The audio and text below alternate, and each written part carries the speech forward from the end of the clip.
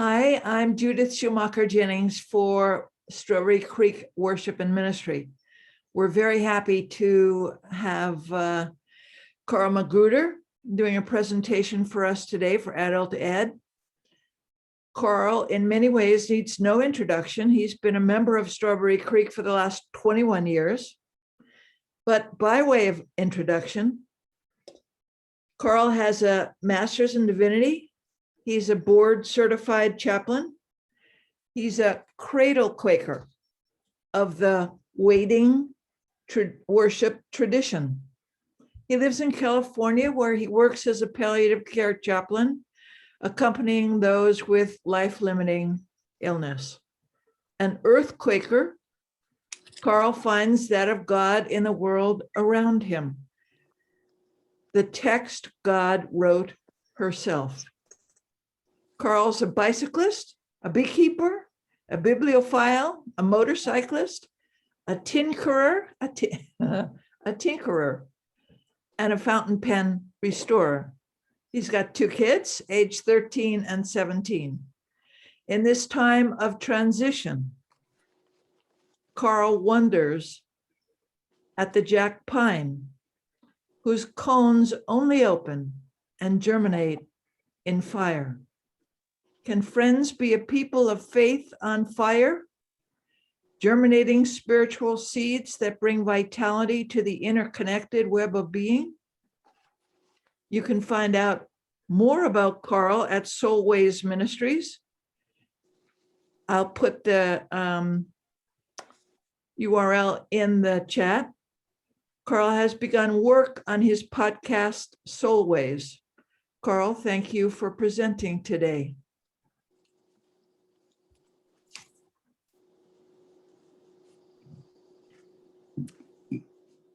It's great to be here at my monthly meeting home. I have been all over the place in the last year and a half in particular. And the work and the ministry that I have been asked to carry is very much nurtured by my anchor committee at Strawberry Creek. And that committee has been unchanged for, I think, since 2009. I don't want to see Rachel Finley's face go, whoa. But yeah, it's been a while.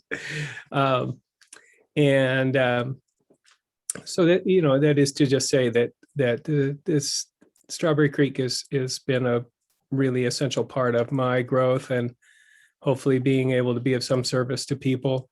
Valerie Nutman is amongst us here, and she has been my elder, journeying with me for, I haven't counted it up, but it's been a while now. And I'm a person who really believes in eldering. I feel that for the minister to have words to speak at the level of words, somebody needs to hold the channel open to the place that is below the words. And most of us can't do that at the same time. And so that's how I perceive what Valerie does, is that she's there below the language and holding a channel there so that our work can be fruitful and be held in the spirit. When the committee approached me about what part of Quakerism 101 I might want to bring forth, I was pretty clear that I wanted to talk about Quakerism and mysticism. And that's not because I'm a giant expert, but because that's what's most meaningful and powerful to me about Quakerism, why it matters. And one of the tricky things about mysticism, one of its first characteristics as laid out by the scholar William James back in the day, is that it is ineffable, which means you can't language it. You can't describe it. You can't explain it. You can't make it happen by some sort of formulaic decree. But the people who come closest, who language it the most effectively, are the poets. And so I want to share this poem from Hafiz, the Sufi poet Hafiz. He says, power, but I'm going to say truth. Power is safest in a poet's hands. Power is safest in a poet's hands. Thus, for the artist, God will pose. The realms of thought sublimely wild, the finest pigments of ground suns, the violin's divine plea for a true friend. What is all this world has seen from art, the shadow more true and glorious there than in the cage where there is often talk of right and wrong? The reins of God say to his lover, hold me in your mouth, dear, as you toil with all your limbs and strength to free the magnificence in humanity. The reins of the sky sing, grab hold, and you will know God lowers his cup into you to drink. Whoa. So that sort of is the that sort of is the way we have to approach mysticism. We just can't come straight at it. I did make some notes. I used to speak very extemporaneously, and maybe I'll come back to that, but I find that it is not impossible to bring the message through a little writing and preparation. You've heard the expression, you cannot look upon the face of God and live. And to me, that sort of used to just be more of that Old Testament stuff where God is this terrifying beast. And I think that that's part of the benefit of a mystical understanding of things, is that we start to understand maybe a meaning behind the most obvious meaning or interpretation that we've been told. And the idea is that death is really just transformation. In most spiritual contexts, death is really just transformation. And so you cannot look upon the face of God and not be transformed, is the meaning of that. And that was the experience of early friends. Now, there's an important distinction we're going to make between mystical experiences and mysticism. So I said that Quakerism is a mystical religious tradition. We could also say Quakerism is a form of mysticism, but I'll come right back to that. The definition of mysticism that we have from William James, which is still used today, although I really realized it's missing one component, but he describes it with these four descriptors. The first I already mentioned, ineffability. The second is a noetic quality, and the noosphere, the noetic quality, is a truth behind what the intellect can understand. That's that capital T truth that early friends talked about, that they were publishers of truth. The other is transiency, which I labor sometimes with some of the folks that I do pastoral counseling for who have these life-limiting illnesses. And that is that the experience tends to be short. The direct experience of God, of the divine, tends to be short, but to have durable effects. And some folks would argue with that. I think Thomas Kelly might even take a little issue with that. I think he felt like it was possible to be in both worlds simultaneously all the time. In fact, he says that pretty clearly. The other that William James talks about is passivity, that we do not achieve this communion with the divine through our striving or seeking, but through our passive receptiveness. That's what we mean when we say that Quaker worship is a waiting worship. We are expectantly waiting, sort of open and passive. It is not through our virtue or striving or will or genius that this relationship comes. So one of the, I have a little joke about mysticism, which I realize is kind of goofy, which is, what does the yogi say to the hot dog vendor? but I'm going to change it to, what does the yogi say to the vegan wrap vendor? Because I don't think yogis would eat hot dogs, right? But the yogi, of course, says, make me one with everything. And so I can't hear your laughter, but I assume you're laughing. And that's what the essence of that experience is. And the one thing that William James leaves off in his ineffability, the noetic quality, the transiency, and the passivity is this thing that Hafiz would never miss, which is an ecstatic sense of love, peace, oneness, that's combined with the dissolve of our ego, not coincidentally. When the ego dissolves, we feel a great sense of joy and peace and oneness, or blessedness, some folks have said. And so when the self dissolves in that way, you sometimes get in these mystics something that sounds terribly egotistical and heretical. They seem to be saying that they are divine, even perfectly divine. So Hafiz says, there is nothing in these robes but God. And you find that in all of the mystic poets, that they we'll have some more poems. You'll see what I'm saying. Because of my perfection, all of the angels asked me, what is my divine mandate? It sounds egotistical if you don't understand the mind where the ego has dissolved. There is some really interesting stuff. I'm just going to say this to the people who like to understand a lot of stuff in an intellectual way, because my dad's here. And there is a field called neurotheology that's very interested in how the brain works when we're experiencing prayer or meditation or this kind of ecstatic mystical communion.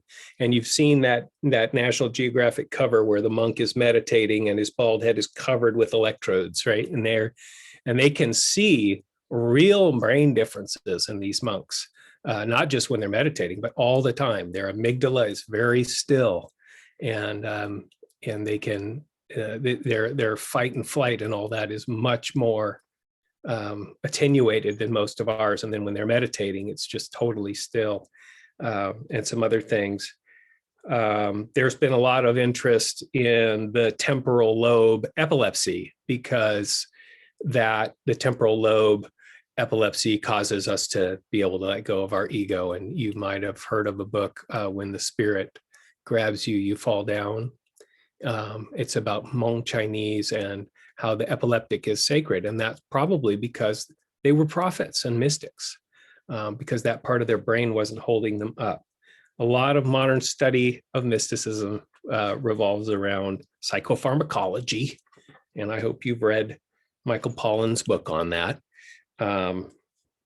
But because what we're talking about here is Quakerism and decolonizing Quakerism, anti-racial work, here's some of the ways that ties in at this point in our talk.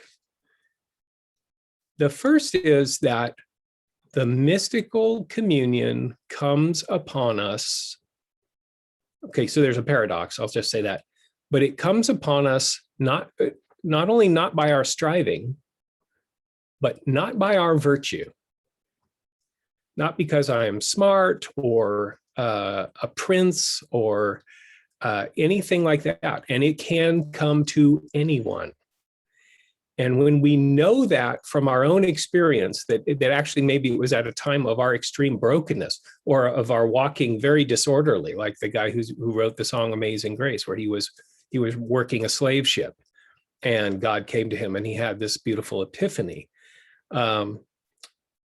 Because we know that, we can also surmise that this godness can be visited upon anyone. And that starts to be a kernel, right, of the anti-racist work, because we can't other and think that other people are inferior or don't have the sensitivity to the divine or are not beloved of God. When we start to understand that this experience is available to people who are just available to everyone, just available to everyone. And I will say, having worked with people with advanced dementia, that it is available to people with advanced dementia, and I'm absolutely clear that it's available to people with mental illness and, cognitive everything. It's not the exclusive province of anyone, certainly not Quakers. And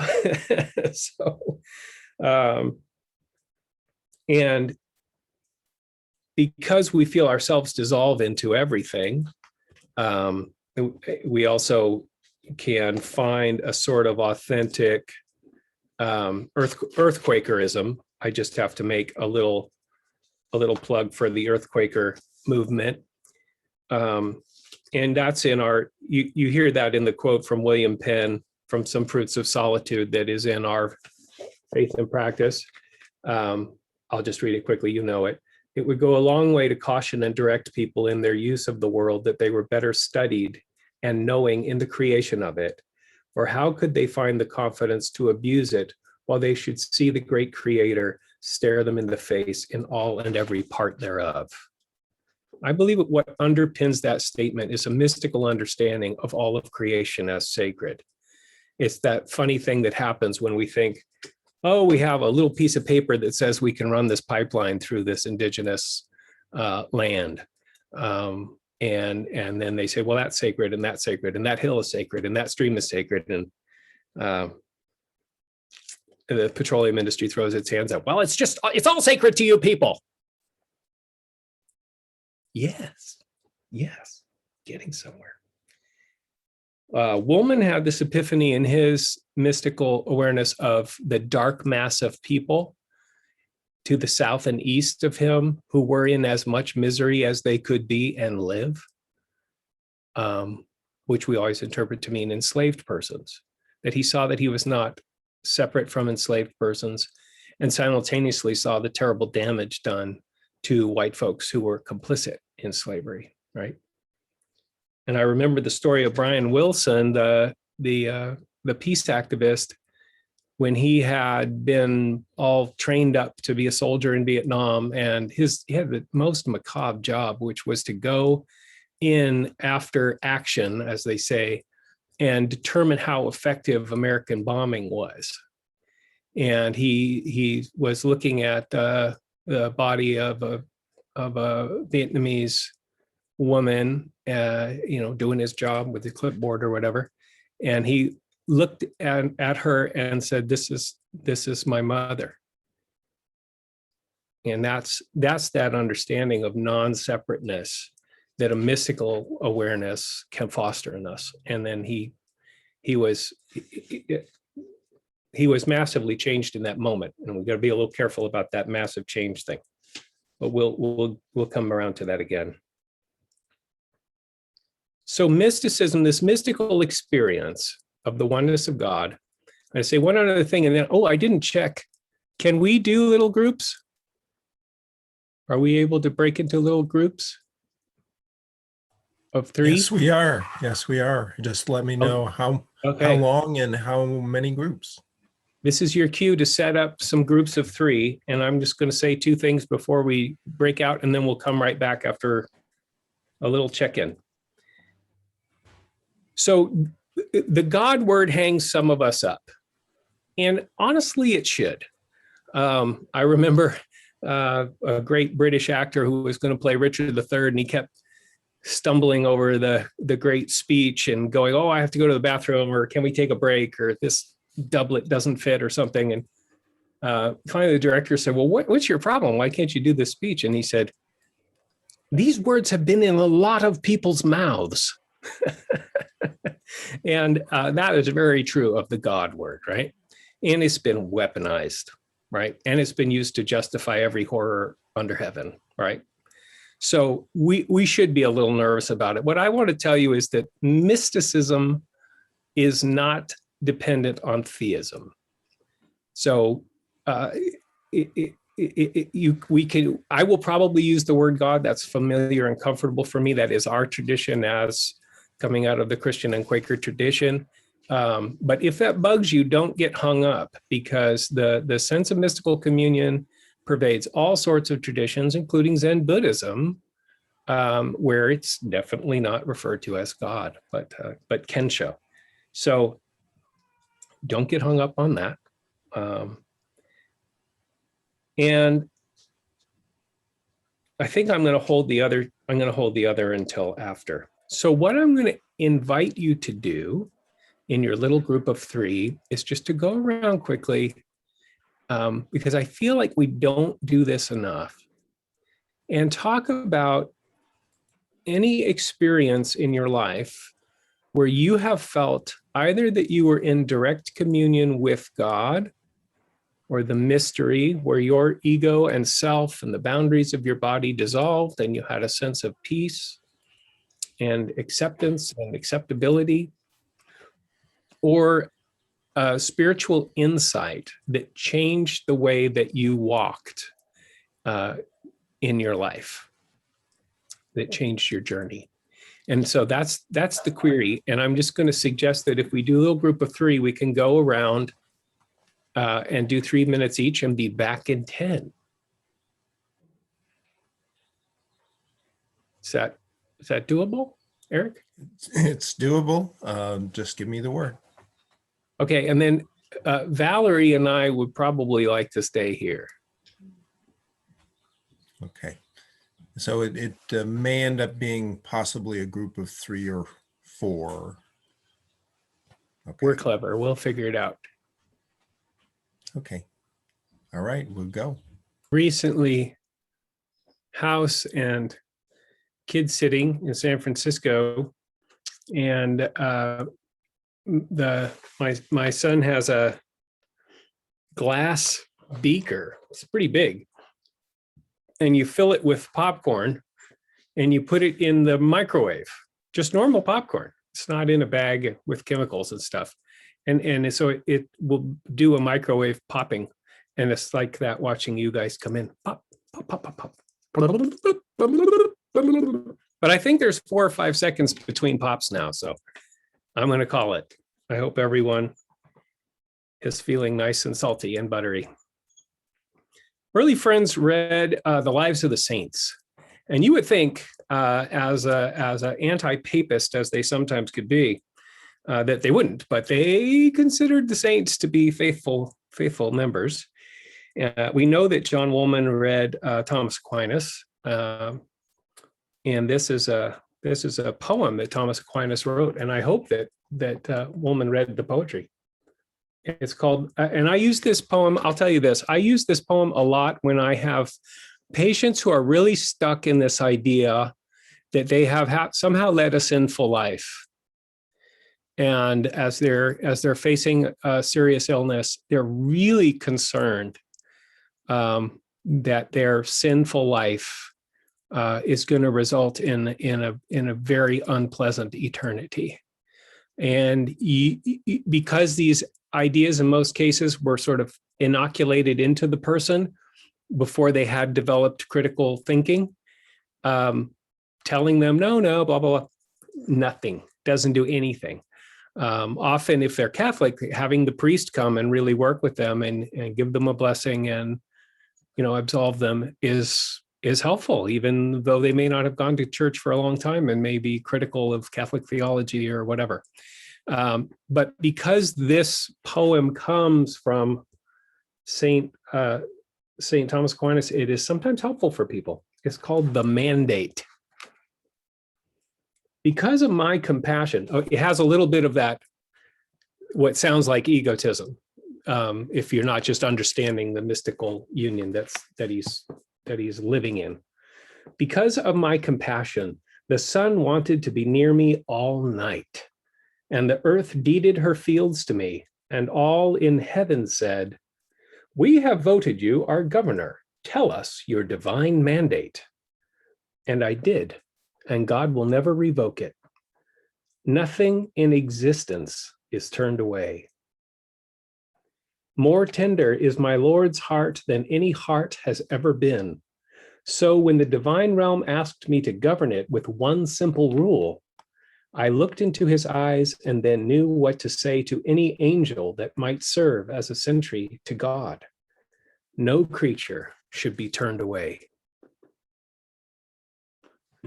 And that's that beautiful universal love that we first experience in the mystical communion, and then realize we want to dedicate our lives to making available in the world. And I believe that is the exegetical kernel of what we call the peace testimony of our philosophy of nonviolence, is that we want to have this sense of peace and love and well-being and acceptance available to all creatures. It's analogous to the notion of the bodhisattva, right, who is working for the liberation of all beings. So mysticism, now we're moving from mystical experiences. I hope you guys enjoyed hearing about each other's mystical experiences. It's one of my favorite things. First kisses and mystical experiences. Great stories to hear. They might be one and the same thing. So I think you hear the word mysticism used in all kinds of annoying ways. And I was actually watching a travel log of this motorcyclist who's motorcycling around the world and was in the South Africa, and there's this beautiful high plateau where you're above the clouds. And so when you look out, you're looking down on the clouds. And as she's riding along, she says, "Isn't it mystical?" You know, and it's like, no, you know, I mean, maybe she was thinking mystical, mystery, or it's used to mean woo-woo, or I think you might have heard of people having a release in yoga where there's an emotional release. You know, it's a problematic term, and it is problematic in its roots. And because part of the root is coming out of the Greek mystikos, it means something that is hidden or covered up. It doesn't mean something that's directly available to any human person. It means something that's hidden or covered up. And that kind of came out of the mystery religions at that time, where you were initiated into these deeper and deeper levels of the mystery. So it's really sort of unfortunate that that's what the term is. But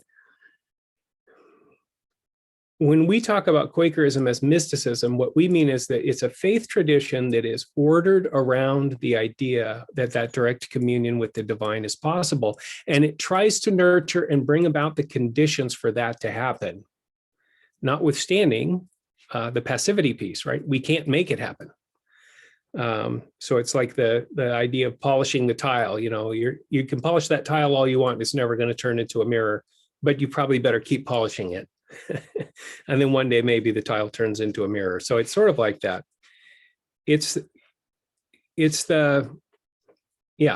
So Quaker meeting, for instance, is a vessel, right?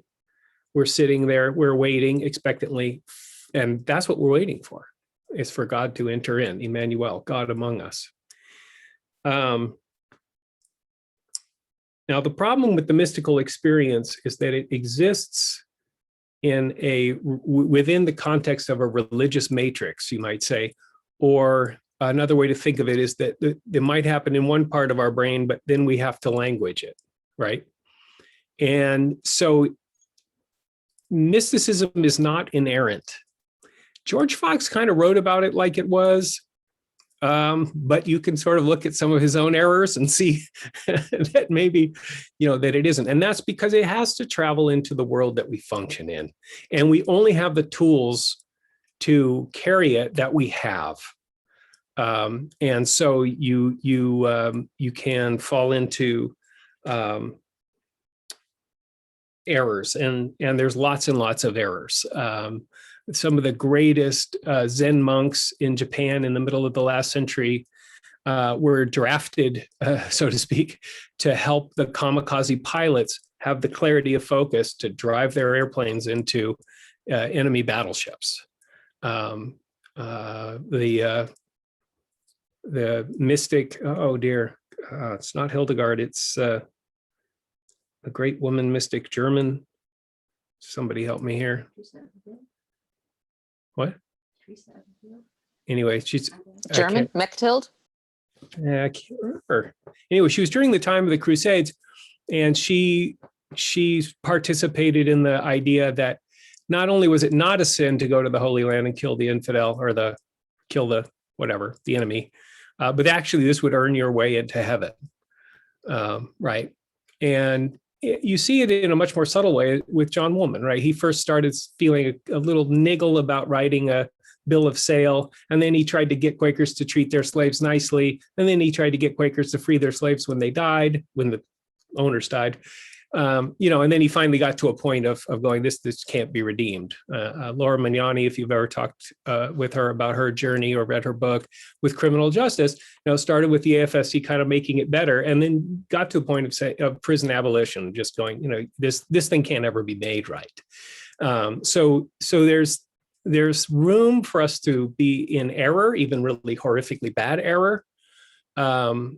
I think that was part of what was behind the Indian boarding schools, for instance, which Quakers participated in.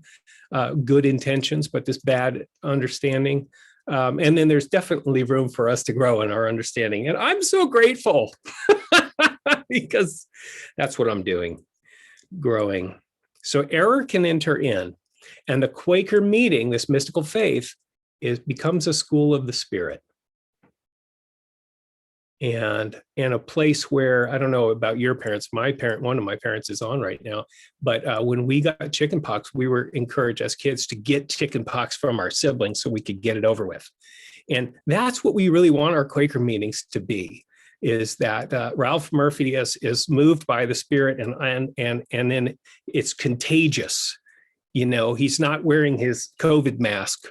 And he coughs a little, and some spirit gets on me, and I get infected, and that's the hope. But it also provides us an opportunity to correct one another, and we know all about that because of our friend James Naylor, who had a deep spiritual understanding and acted on it and created all kinds of trouble.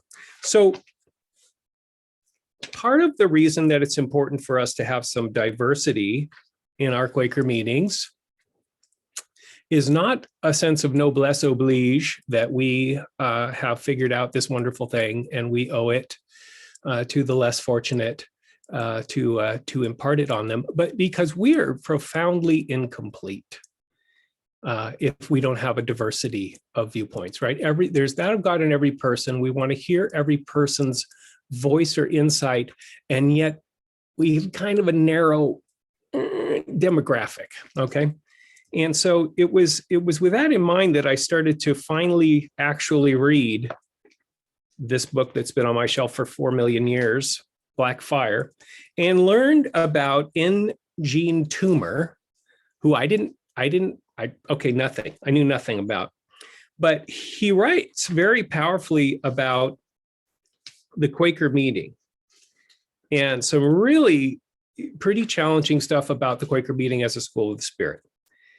And one that he talks about is elders and people in our midst. Even though it's actually a favorite thing for Quakers to talk about, we're pretty dysfunctional about recognizing and naming elders. He says, we minimize an essential feature of our meetings if we fail to recognize the role of the sheer presence of men and women, friends, who are spiritually more advanced. Yes, he said that, spiritually more advanced than most, and are able to act as leaven. So I think that's one of the things that we need to be more clear about holding up. I've been so blessed by having the presence of those people who have become clarified. That's a term conservative friends still sometimes use, that the light could shine through them very easily because they were so clarified. I think we all know that Barbara Graves was just very, very clear and radiant, maybe all her life, but increasingly as she drew nearer to the final communion with the divine. And that was a blessing to all of us. But then he also talks about the flip side,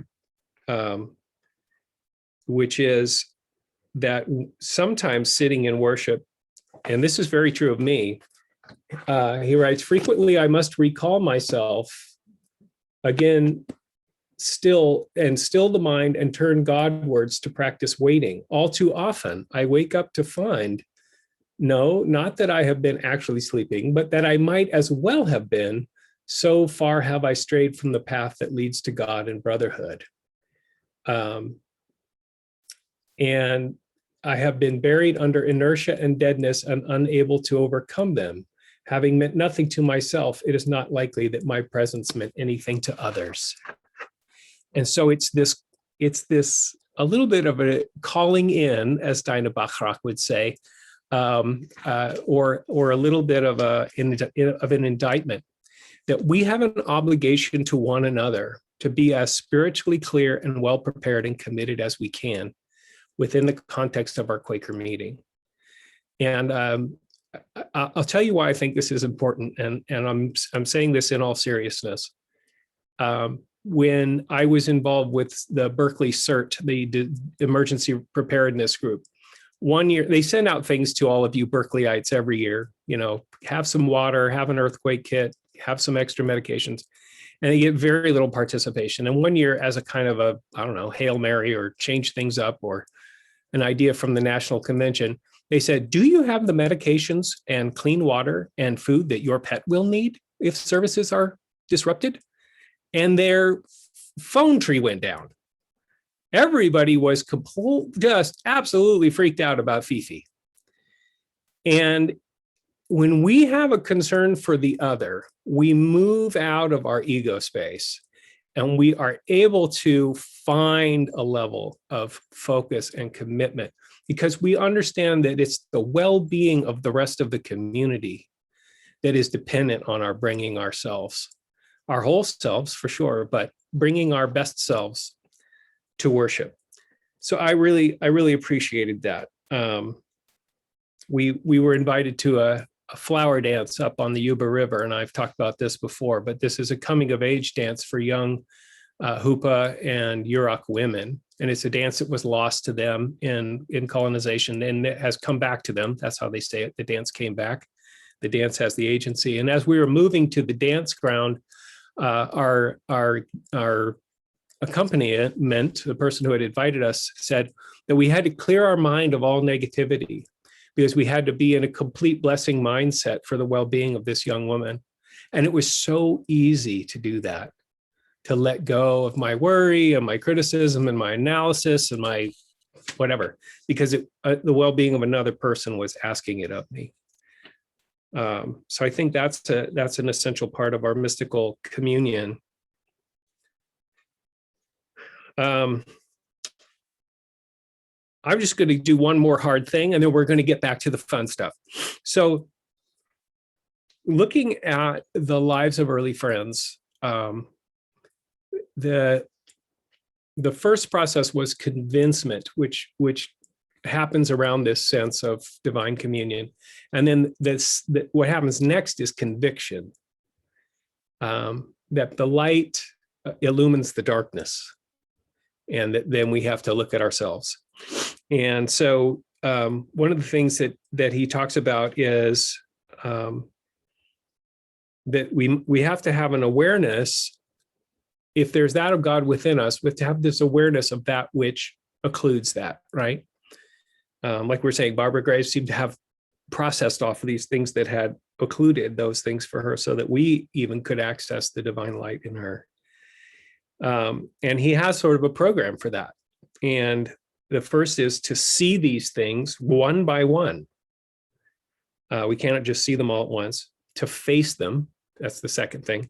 The third thing, to honestly evaluate them. The fourth, to deny, that is to oppose them. And the fifth, to struggle against them. And then he adds a sixth, which was just to suffer them. And it may call to mind for some of us who have traveled a little in the 12-step world, that what he's talking about is a fearless and searching moral inventory. And he talks about doing it in real time. He says that we go back and think about that thing I did badly long ago. It's not as transformative as being able to look at, what am I doing in this moment? And so I think, again, that comes back around to our desire to be an anti-racist individuals and anti-racist corporate entity, that we have to be doing this searching and fearless moral inventory. Now, I will say, I like to think about integrity as making whole, bringing all the parts of ourselves together. I think that wholeness and healing are related in that way. And that the dualism of going, that's bad and this is good, is really challenging for us and sometimes not helpful. I think the distinction between guilt and shame, people understand that guilt is, I did a bad thing, and shame is I'm a lousy human being. And enough of us carry enough shame that it doesn't take a lot to trigger it, and it's just not helpful. So he's kind of dualistic, this is good and this is bad. But I think being able to be reconciled and to heal all of ourselves is important. And this is moving into what I really started to enjoy, which is that not only do we need to sort of deal with our hurt and the ways that we're occluded and blocked, but we need to nurture that light within us. We need to give it some room and some space and some air and intentionally try to grow it. And he's got 5 steps for that too, plus a 6th. The first is to see or sense the creative powers.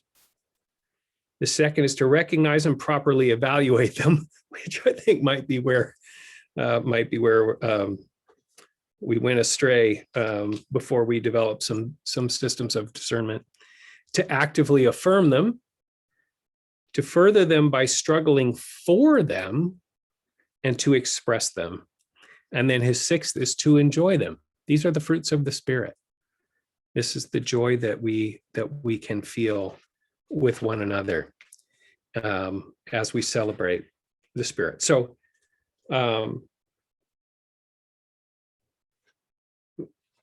so that's part of the Quakerism and the mysticism, and it goes to a certain amount of holding one another accountable in love.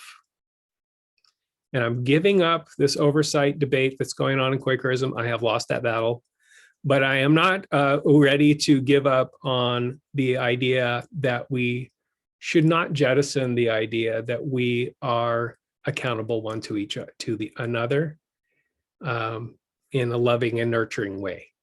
I have experienced that in my life, in the Society of Friends, to the extent that I believe that it has salvific power. I think it has had saving grace for me. And so I'm not ready to say we are just not capable of being loving enough or responsible enough to do that with and for one another. I don't think that's true.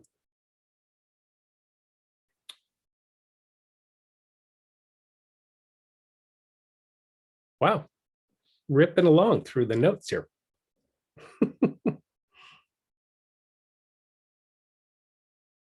Very rich.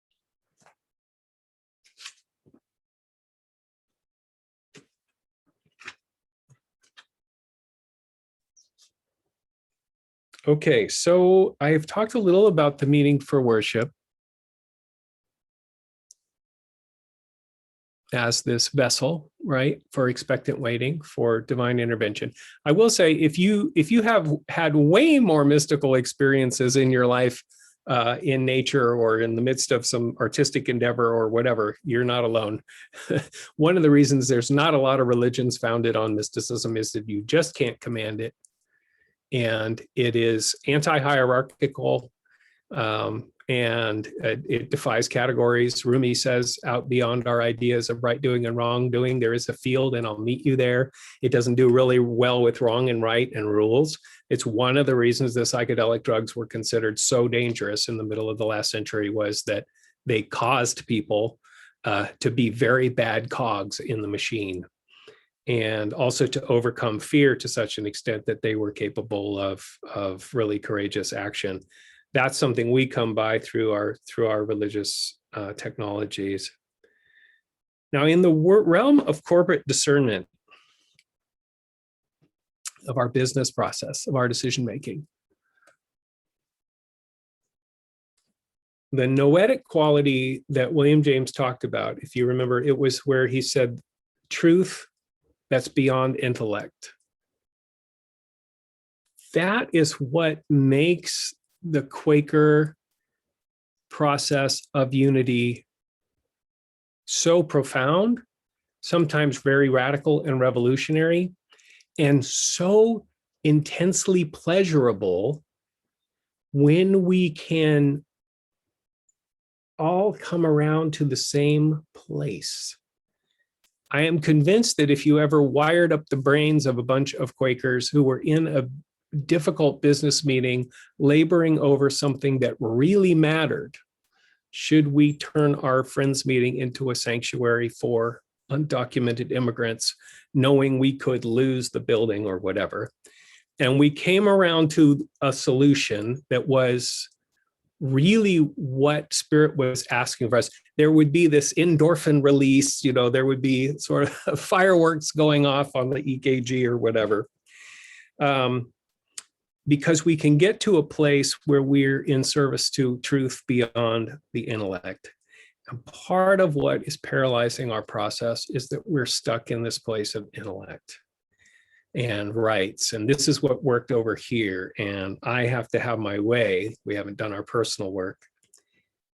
And we're going to have a huge opportunity to visit this, as it was alluded to by Jay earlier, as friends everywhere are going to discern whether or not to continue with some form of hybridized worship, right? So you can be sort of prepared ahead of time to say that to prepare yourself to be open to truth that isn't clear to you now, that you can't make a case of. To be open to a radical experiment of some kind. I'm just ignorant about it, so I'm very open. It's easy for me. I don't know what the answer is, and so I feel very open. But what's underneath it, and maybe underneath all of it, is terror. It's just frightening to let go of the ego. It's frightening to submit ourselves to a body that is going to make decisions in this way. It's actually going back to you cannot look upon the face of God and live. It's actually frightening to intentionally seek a direct encounter with the divine, because we might be really radically transformed. But what I see and am inspired by is the fearlessness that seems to go hand in hand.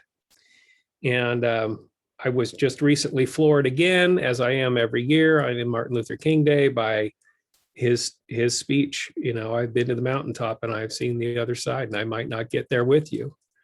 And the fact that he's just so aware of the danger that he's in, and so fearless because he is so God-filled. If you ever watch the clip of that, I never noticed this before, but in a true Black church fashion, at the end of that speech, he falls into his chair. He falls into his chair. He's just completely used up. So this fearlessness is obviously highly, highly relevant to the question of how we become an anti-racist institution. We have to do our own fearless moral inventory, knowing that we are beloved children of God, even if we have these challenges and problems. In the United States, the most obvious racial horrors are the enslavement of African people and the genocide of indigenous people. But as friends, and we need to do work on that because all of the residue of that is still in full effect, right? But as friends, we need to be aware that the human tendency to other is utterly ubiquitous. And I don't know if you read the Sneetches on the Beaches, Dr. Seuss story when you were a kid, but there's Sneetches with stars on their bellies and Sneetches without, and this guy comes along with a machine and can give and take away stars, and it just becomes a complete mess. We will do that. And so we have to be ready to look at ourselves really fearlessly.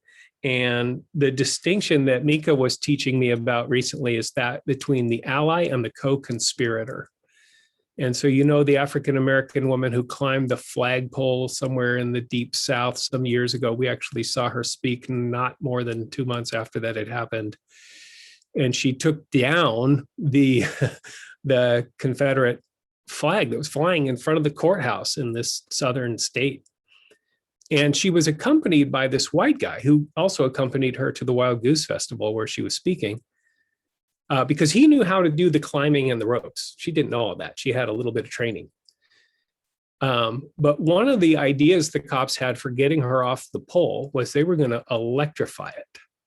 Now, I don't know what that would have done because electricity has to clear a circuit. It has to close a circuit. So if you're on an electrified pole, but you're not touching anything else, I think you're perfectly safe.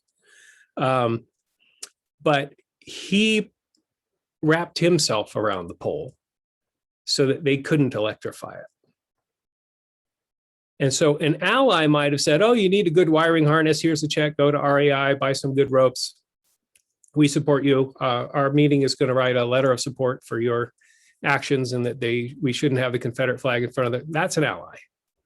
A co-conspirator has put their hand on the pole and is ready to be zapped. And of course, because this is a white guy, so he's using his white privilege, they did not electrify the pole. And it put me in mind years ago of Chris Moore Backman, a Quaker from Northern California, had gone down to Colombia and was living in this Colombian village. He would play soccer every day on the soccer field, 6'2", skinny white guy. And I remember him saying, I finally found something useful about being white. That because he was in the village, the narcotraficantes or the FARC or whoever left it alone. But he was at risk, of discomfort and dysentery and everything else, as well as if they had come into the village. So I think as Quakers, we have a history of being co-conspirators as well as allies. I think allyship is appropriate in some cases. And I was recently walking with David Hartsoe in the botanical gardens there in San Francisco and talking to him about some of the journeys that he had taken and the radical faithfulness and the foolishness to be fools for God and for truth, to understand the distinction between safety, which I characterize as clearing all the brush around my house for fire season and putting in a sprinkler system and an asbestos roof and steel siding, and security, which is when I come home like Amy and Chamba Cook did. I come home and my little wooden yurt is ash. And I can weep and go on to what's next. They dined with us recently, and they just feel liberated that the forest fire burnt their house down, freed up for the next chapter. That's the difference between safety and security. So we're going to have a little Q&A after a while. I don't think my watch is working. It can't be working. Yeah, good. Sorry, folks. My watch isn't working. It's 1:25, Carl. I got it. I was freaking out.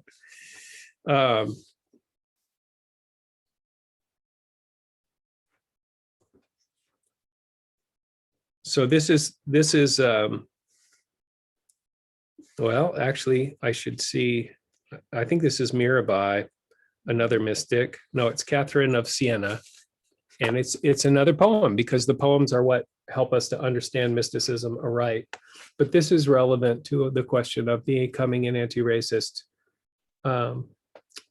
organization, or continuing in our long tradition of being an anti-racist organization. Nothing makes more sense. The force that created the unimaginable splendors and the unimaginable horrors has taken refuge in us, and it will follow our commands. Power in the hands of the weak creates suffering and divides people. Those who have held beauty work to overcome their prejudice and seek to bring all into her arms. For nothing makes more sense than being there with the divine.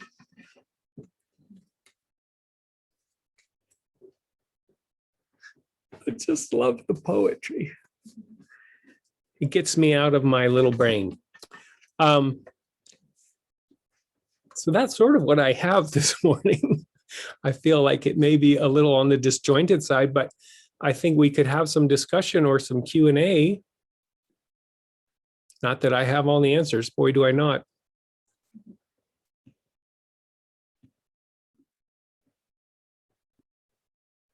Does anyone, I don't know how you guys put up hands, if it's the reaction thing or that's what I have.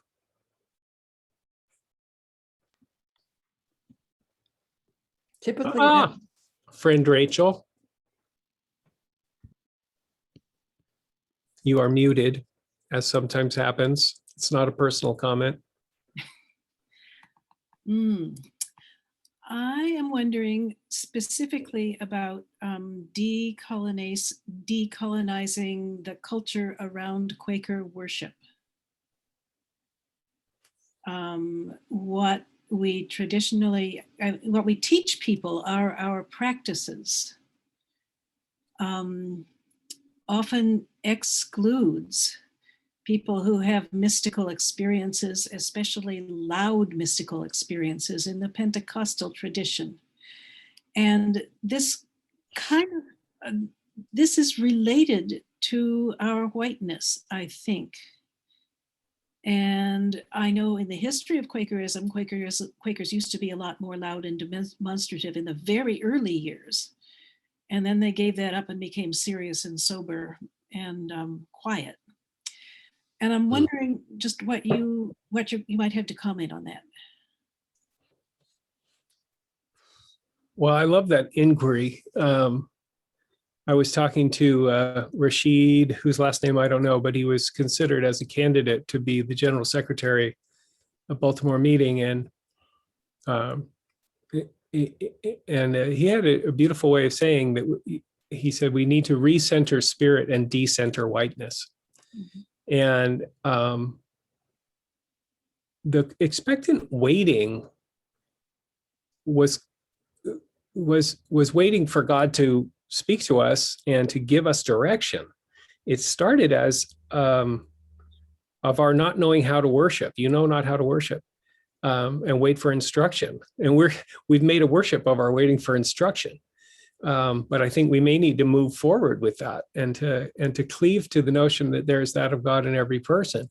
But at what point that meant that I will stand and say, friends, as I was reflecting on this fascinating podcast from NPR, it occurred to me, and sort of keep my message down to 3 minutes and use a very sort of reflective, intellectual, third person way of speaking. If for folks who were at Strawberry Creek this morning, I mean, there were two friends who brought us a song about being in the heart of God, and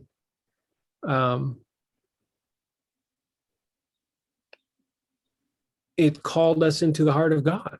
And it wasn't ecstatic, but it was emotional. It probably went on for more than 3 minutes, and we were enriched by it. So I think we need to stretch ourselves. I think one place to start, I mean, part of it is that, who's in the room, and that's been a problem for a long time. I don't know how that changes. But I think one experiment to play with is more experiments with extended worship. I don't know if friends have had the opportunity, but vis-a-vis the problem that I have of meaning for worship, where I can only kind of bring up like the otters or whatever that bring the little clam up to the surface. I can only bring up a little clam in meaning for worship, but extended meaning for worship, there's a deeper thing. There's not the urgency. I think we're all used to 1 hour. And I think there's one of the things I love about being in indigenous space is the tyranny of the clock is just not a thing. Things take how long they take. You can go to a Native American funeral if you don't believe me. It will take as long as it takes.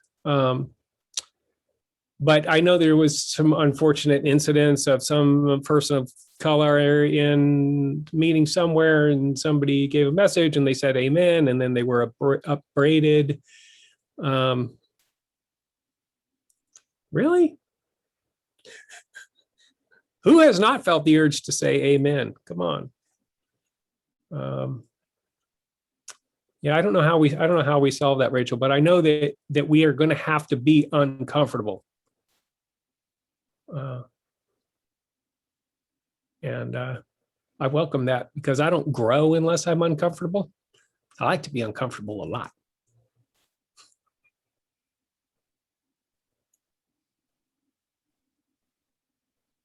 Is Roberta Schutz putting up her hands, or is she praying? Yes, she is. She's putting up her hand. I wonder if you might say a little bit more about your comment of maybe looking at, I don't remember how you said it, but people in the meeting who may have, oh gosh, I don't know how to say it. You said it about people who might have more maybe depth or experience. I don't want to misquote you, but what are your thoughts on that idea? So that is one of the problems we really have. I mean, the Britain Yearly Meeting stopped recording ministers in like 1912 or something, because just the idea that there were people who had particular gifts was anathema. And of course, hierarchy is, and this person is more special than that person. I mean, that's the root of racism. And in some ways, we would say the white supremacist worldview. It's a problem. But if I say, this person is a better violinist than that person, this person has a gift of poetry. This person has a gift of, we need to be able to name all of these gifts. And I think we've recognized that that administration is a gift. There are people with a gift of administration, and what a gift it is. The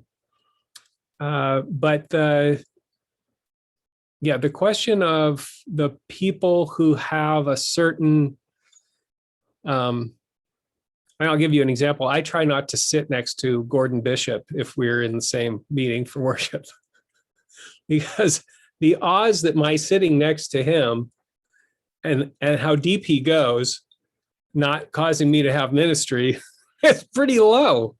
I mean, it's not like a definite thing, but it's correlated with the way that he worships and how deep he goes while still having something at the surface. And I think when we insist that there's that of God in everyone means that we're all absolutely equal and nobody has any special gifts or capacities, we're just losing the gifts and capacities that people have.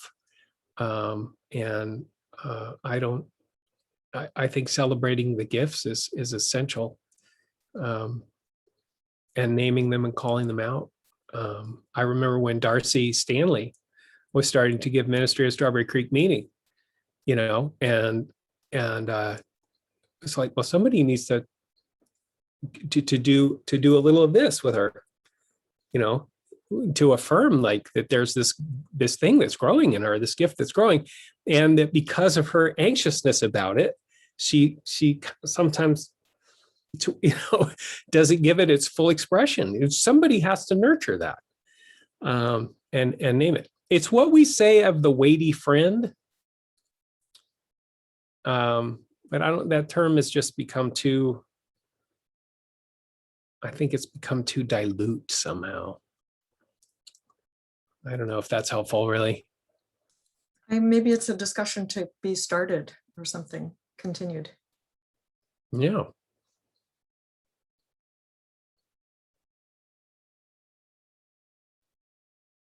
I mean, I feel like maybe we felt it collectively as the World War II generation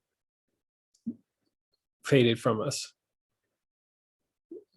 I mean, I feel like I did. Like when I was a kid, the World War II generation were just these grounded, fearless people who could sit in silence and sit in discernment forever, you know, and it feels like a loss to me.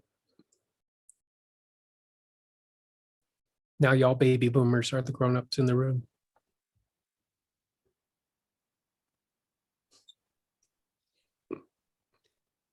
Avacha's hand is up. Avacha. Thank you so much. You know, one of the things that I find interesting, I remember a situation maybe happened maybe 10 or more years ago. And I said that I believe that there is that, what you want to call it, God or mysticism or whatever, there is that of that God force in everyone. I think there's force in everything. And she said, oh, no, no, no, no, no, no, no. That's, you're getting into animism and what have you. Frankly, I don't care. I know that, I feel that every day of my life, that force is in everything. And until and I think the planet takes responsibility for that, we're still on a suicidal journey. People can talk about how much they want us, meaning people of color, or to feel this universal whatever. I think until people can accept that, the majority of people of color, the indigenous people or whatever, do feel that consciousness in everything. Some of us don't accept it or deal with it in a humane way, but that's part of the principle of Black, brown, red, and yellow people around the universe, is that acceptance of that creative force, that God force in everything. Some of us have lost the path, but I think until humanity accepts that, then we're lost. Anyway, that's my personal view. Well, I think you're really onto something, Avacha, and you know, I have a deep conviction that the indigenous wisdom that's been preserved by all these indigenous cultures all over the world has an essential role to play in humanity turning from this sort of planecidal, ecocidal, suicidal journey that we're on. And one of the sort of traps of the colonist mind is to try to name and label and box everything. And so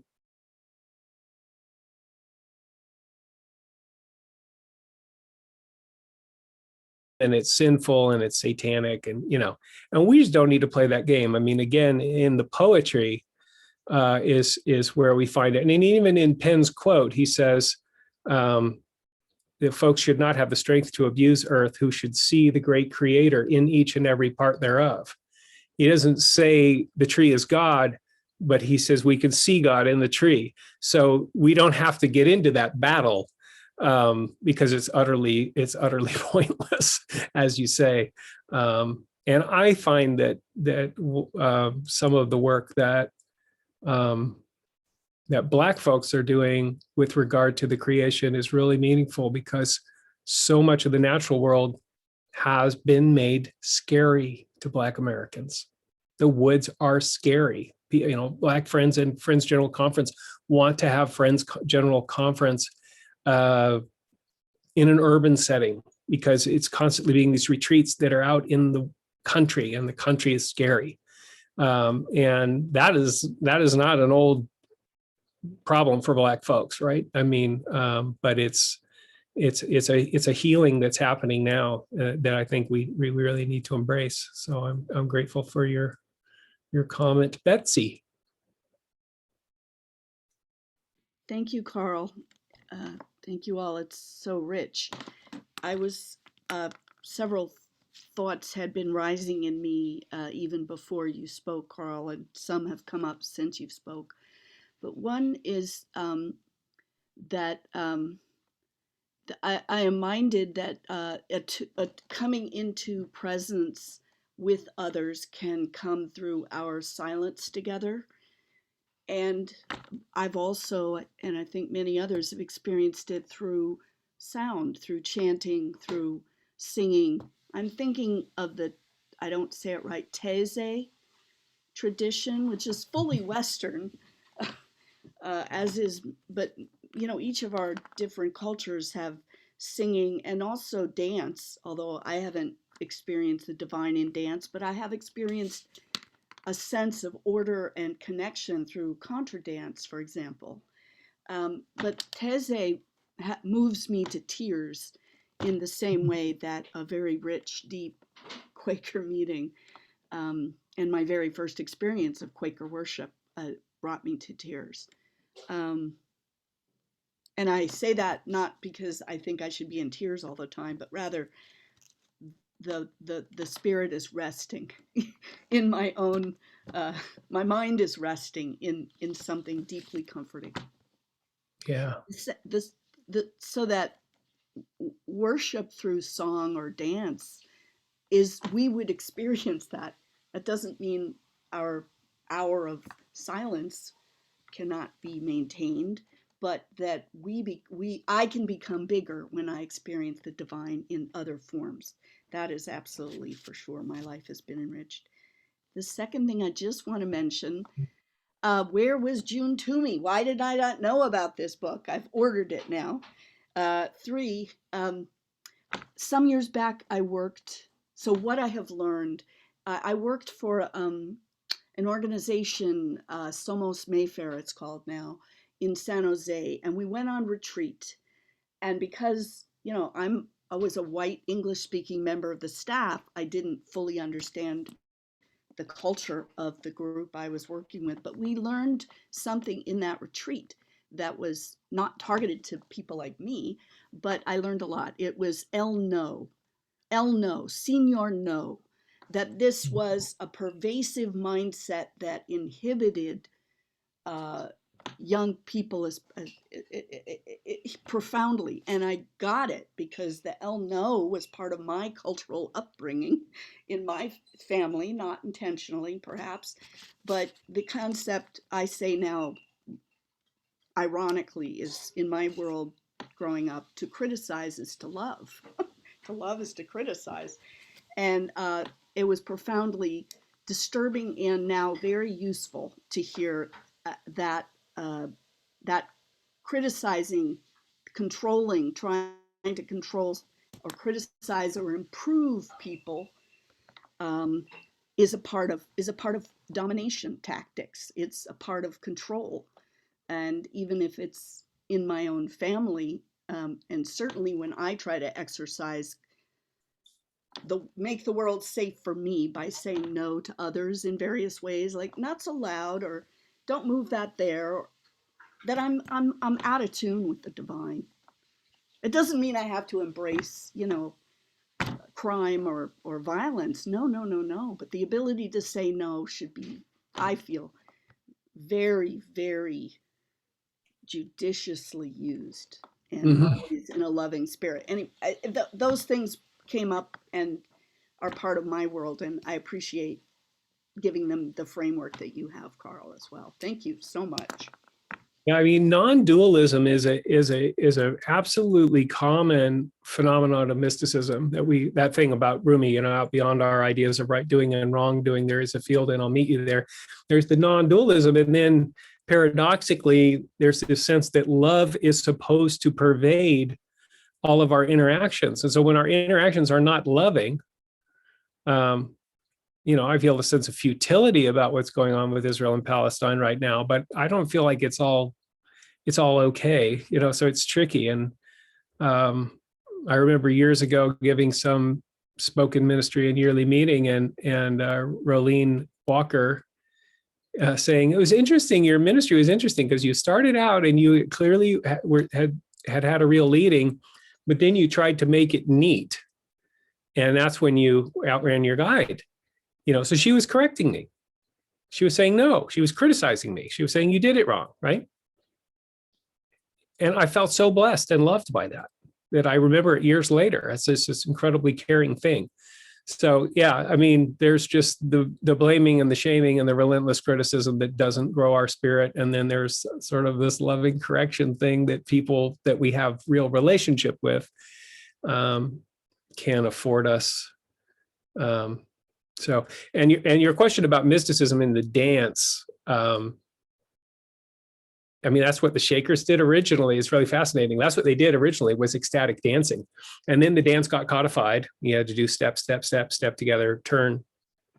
It's just like what happens with religious movements, right? You have this bubbling up of the Jesus movement in the 1st century. And then by the 3rd century or the 4th century, it's the state religion of Rome.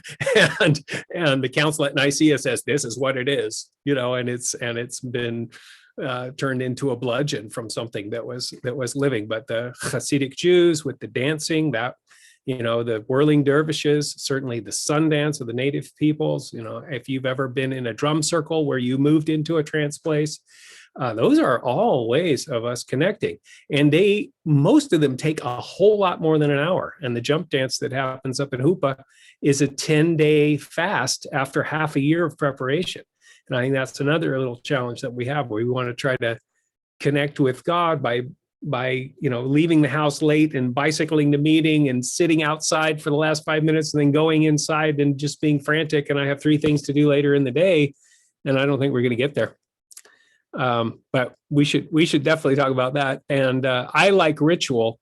Fox said we should not have forms without power, but he didn't say we should have no ritual. And I've used the Joanna Macy ritual, and I use ritual in taking care of people who have life-limiting illness. And certainly I do memorials for people, and ritual has incredible healing power. And I say we must not do anything that's ritualistic is a mistake, but to not do rituals that are theologically empty or coercive, obviously avacha. Just a correction. His name is Jean Tuma. Jean Tuma, not Jean. Thank you. Jean. Yeah. And it's all in Blackfire, which is just a great book. And it includes Howard Thurman, who was never officially a Quaker, but that's because he felt that he was needed where he was at. He studied with Rufus Jones at Haverford and was a mystic.